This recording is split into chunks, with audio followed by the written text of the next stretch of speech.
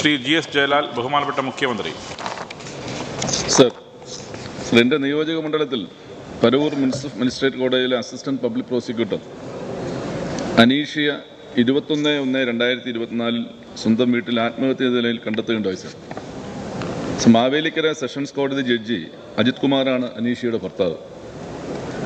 അനീഷിയെ ആത്മഹത്യ ചെയ്യുന്നതിന് മുമ്പെന്ന് കരുതുന്ന ശബ്ദരേഖകൾ പ്രചരിക്കുന്നുണ്ട്. സർ, അതിൽ മേലുദ്യോഗസ്ഥരിൽ നിന്നും സഹപ്രവർത്തകരിൽ നിന്നും സമ്മർദ്ദം നേരിടുന്നതായും കോൺഫിഡൻഷ്യൽ റിപ്പോർട്ട് പരസ്യമാക്കിയെന്നും തെറ്റിന് കൂട്ടുനിൽക്കാത്തതിന് നിരന്തരം മാനസിക പീഡനം അനുഭവിക്കുന്നതായും അതിനാൽ ആത്മഹത്യയുടെ വക്കിലാണെന്നും പ്രചരിക്കുന്ന ശബ്ദ സന്ദേശങ്ങളിൽ പറയുന്നുണ്ട്.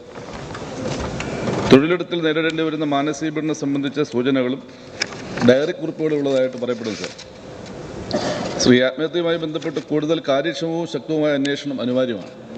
ക്രൈംബ്രാഞ്ച് ഈ അന്വേഷണത്തിൽ ചുമതലയേറ്റിട്ടുണ്ട്. സാർ, ഈ സാഹചര്യത്തിൽ പരവൂർ മജിസ്ട്രേറ്റ് കോടതിയിലെ APP അനീഷിയുടെ ആത്മഹത്യയുമായി ബന്ധപ്പെട്ട് നീതിയുക്തവും ശക്തവുമായ അന്വേഷണം നടത്തി കുറ്റവാളികളെ നിയമത്തിന് മുമ്പിൽ കൊണ്ടുവന്ന് അനീഷിയുടെ കുടുംബത്തിന് നീതി ഉറപ്പാക്കുന്നതിനാവശ്യമായ നടപടികൾ വേഗത്തിലാക്കണമെന്ന് ആവശ്യപ്പെടുകയാണ്. സാർ, ബഹുമാനപ്പെട്ട CM. സർ, കൊല്ലം പരവൂർ മുൻസിഫ് മജിസ്ട്രേറ്റ് കോടതിയിൽ അസിസ്റ്റന്റ് പബ്ലിക് പ്രോസിക്യൂട്ടറായിരുന്ന അനീഷ്യ ആത്മഹത്യാ സംഭവത്തിൽ പരവൂർ പോലീസ് സ്റ്റേഷനിൽ IPC 174 വകുപ്പ് പ്രകാരം ക്രൈം നമ്പർ 119/2024 കേസ് രജിസ്റ്റർ ചെയ്തിരുന്നു. തുടർന്ന് അന്വേഷണം കൊല്ലം ജില്ലാ ക്രൈംബ്രാഞ്ചിന് കൈമാറുകയും കൊല്ലം ക്രൈംബ്രാഞ്ച് അസിസ്റ്റന്റ് കമ്മീഷണറുടെ നേതൃത്വത്തിലുള്ള പ്രത്യേക സംഘം ഊർജിത അന്വേഷണം നടത്തി വരികയുമാണ്. അനീഷ്യ എഴുതിയതെന്ന് കരുതുന്ന ഡയറി കുറിപ്പിലെയും മേപ്പടിയാളുടേതാണെന്നൊക്കെ പറയുന്ന ശബ്ദരേഖയിലെയും ആരോപണങ്ങളെ സംബന്ധിച്ച് ശാസ്ത്രീയ പരിശോധന നടത്തുന്ന നടപടികൾ പോലീസ് സ്വീകരിച്ചിട്ടുണ്ട്. സംഭവത്തിൽ വകുപ്പ് തല അന്വേഷണം നടത്തുന്നതിന് ഡെപ്യൂട്ടി ഡയറക്ടർ ഓഫ് പ്രോസിക്യൂഷനെ ചുമതലപ്പെടുത്തിയിട്ടുണ്ട്.